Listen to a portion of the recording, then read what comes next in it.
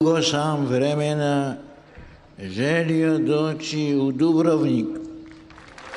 Ta se moja želja danas ostvarila. Zahvaljujem Bogu za to. U ime Otca i Sina i Duha Svetoga. Amen. Milost Gospodina našega Isusa Krista, ljubav Boga Oca i zajedništvo Svetoga Duha sa svima vama. Draga braćo i sestre, pozdravljam vas sve okupljene ovdje u ovoj našoj katedrali danas na prvi spomendan novoga sveca Svetoga Ivana Pavla II.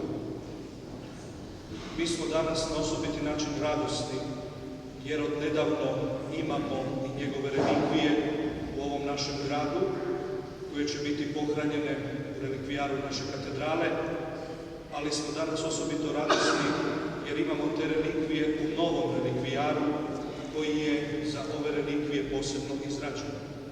Zato mi je drago da u našoj sredini među nama mogu pozdraviti one koji su zaslužni da imamo ovakav relikvijar. Ponajprije profesoricu Lindu Milić-Kršnjavi, koja je oblikovala ovaj relikvijar, a onda i gospodina Josipa Rodića, u čijoj zlatarni ovaj relikvijar izrađen.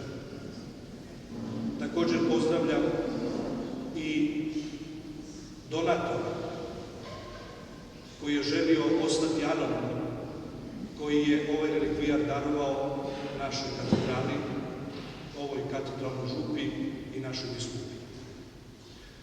Svi smo se ovdje okupili da, kao i uvijek u svakoj Euharistiji, najprije Bogu zahvalimo za sve njegove darove, jer svaka Euharistija je zahvala, ali danas mu na osobiti način želimo zahvaliti na daru Ivana Pavla II, koji je obilježio i naše vrijeme i naše živote.